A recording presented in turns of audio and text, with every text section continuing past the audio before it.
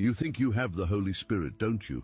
You pray, you read the Bible, you go to church, but what if I told you that none of that actually proves He's in you? That's right, you could be doing all those things and still be spiritually empty. And worse, what if the signs you've been looking for are the wrong ones? What if the real evidence of the Holy Spirit is something you've been ignoring all along? Most people assume that having the Holy Spirit means feeling goosebumps in worship or speaking in tongues. But Jesus never said that. In fact, some of the clearest signs of the Spirit's presence have nothing to do with what most people expect. And here's the scary part.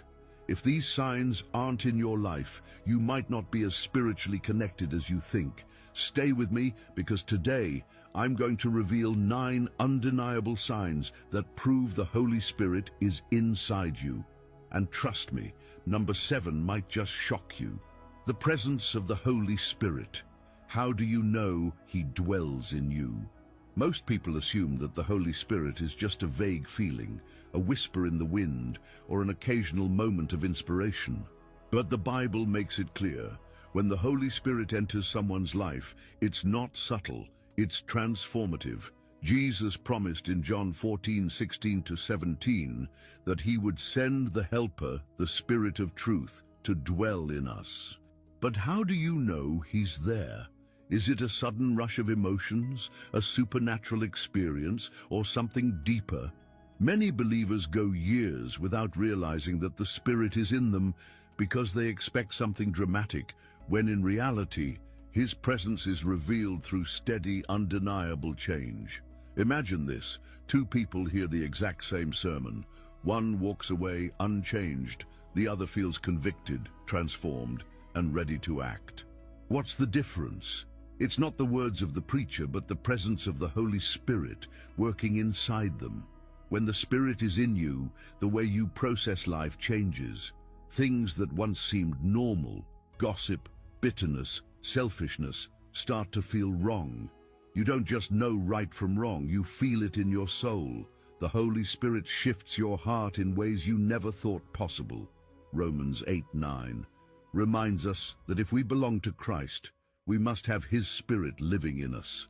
No Spirit, no true connection to God. But here's the tough question: what if you don't feel the Holy Spirit? Does that mean He's not there? Not necessarily. The Holy Spirit doesn't always manifest in overwhelming emotions or dramatic signs. Think of a millionaire who for some reason never checks his bank account. Just because he doesn't feel rich doesn't mean he isn't. The same goes for the Spirit's presence. Sometimes His work is happening behind the scenes, reshaping your heart, aligning your desires with God's, even when you don't realize it. But over time, the evidence becomes undeniable. Let's get personal for a second. Have you ever had a moment where you were about to do something wrong, something that felt harmless before, but suddenly an invisible force inside you made you pause? That's not just a conscience. That's the Holy Spirit, John 16:8, convicting and guiding you. And the more you listen to that voice, the clearer it becomes. The problem is, many people ignore it. They push it aside until they can't hear it anymore. That's when spiritual numbness sets in. You don't want that. So here's the challenge. If the Holy Spirit truly lives in you, there will be signs. Not necessarily fire from heaven, but changes in your heart, in your mind, in the way you see the world. That's why this message is so important. Because the worst thing a Christian can do is assume they have the Spirit without ever looking for the evidence. And trust me, by the time we finish this journey, you'll know exactly where you stand. Now tell me, have you ever experienced a moment where you knew without a doubt that the Holy Spirit was speaking to you? If so, share it in the comments below. And if you're unsure, don't worry. We're about to dive into the clear, undeniable signs that prove whether or not the Holy Spirit is really in you. The Holy Spirit in the Bible, a living promise for believers. From the very beginning, God's Spirit has been active, moving, shaping, and guiding. In Genesis 1-2, the Spirit of God was hovering over the waters before creation even began. Throughout the Old Testament, the Holy Spirit would come upon individuals, prophets, kings, judges, empowering them for specific moments. But here's the catch. He didn't stay permanently. The Spirit would come and go, depending on God's purpose. That's why David, after his sin with Bathsheba, desperately prayed in Psalm 51:11, "Do not cast me from your presence, or take your Holy Spirit from me." He knew that in the Old Covenant, the Spirit's presence wasn't guaranteed. But everything changed with Jesus. Fast forward to the New Testament, and we see something revolutionary. Jesus not only talks about the Holy Spirit, he promises him. In John 14:16-17, Jesus tells his disciples, "I will ask the Father, and he will give you another helper to be with you forever, the Spirit of truth." Did you catch that? Forever. This is no longer a temporary visitation like in the Old Testament. The Holy Spirit is now a permanent resident in those who belong to Christ. It's a game changer. While before only a select few experienced the Spirit, now every true believer has access to him. And this isn't just a theological concept, it's the foundation of the Christian life. To really grasp the magnitude of this, picture the disciples before and after Pentecost, before they were scared, confused, hiding behind locked doors after Jesus' crucifixion. But in Acts 2, something incredible happens. The Holy Spirit comes upon them like a rushing wind, filling them with boldness, power, and clarity. Peter, the same man who denied Jesus 3 times, suddenly stands before thousands and boldly preaches the gospel. That's what happens when the Spirit moves.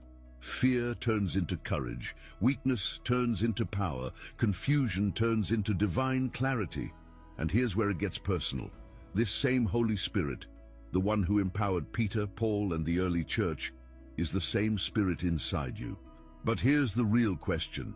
Are you aware of it? It's easy to read about the power of the Spirit in the Bible and think it's just history. But in Romans 8:11, Paul reminds us, "If the Spirit of him who raised Jesus from the dead is living in you, he who raised Christ from the dead will also give life to your mortal bodies." The same power that resurrected Jesus is inside every true believer. But most Christians don't live like that's true. Let's be honest. How often do we live as if we are completely on our own, as if our prayers are just words floating into the sky, as if we have to figure everything out by ourselves? That's not the life God intended for you. If you truly understood the power of the Holy Spirit in you, you wouldn't fear the future, you wouldn't feel lost, and you certainly wouldn't question your purpose. But too many people live disconnected, unaware of the divine helper that Jesus personally sent to dwell in them. So here's what I want you to do. Take a moment and think, have I been living as someone who is truly filled with the Spirit, or have I been walking as if I'm alone? Because in the next part, we're diving into the clear, undeniable signs that prove the Holy Spirit is truly working in you. And trust me, the first one will completely change how you see your life. Supernatural peace in the middle of storms. Imagine this, you're in a boat in the middle of a raging storm. The wind is howling, the waves are crashing, and panic is setting in. The disciples found themselves in this exact situation in Mark 4:37-39. They were terrified, convinced they were about to die. And where was Jesus? Asleep. While everyone else was losing their minds, Jesus was resting. Why? Because he knew who was in control. And here's what's even more powerful. When he finally stood up, he didn't just calm the storm outside the boat. He revealed that the real storm was inside the disciples. Their fear showed a lack of trust. And that's exactly what happens when we don't have the Holy Spirit's peace in us. Supernatural peace isn't about having a life without problems. It's about having a heart that isn't shaken by them. In John 14:27, Jesus says, "Peace I leave with you, my peace I give you. I do not give to you as the world gives. Do not let your hearts be troubled, and do not be afraid." This isn't just any peace. It's his peace, the kind that makes no sense to the world. When the Holy Spirit lives in you, he gives you an unshakable calm, even when everything around you is falling apart.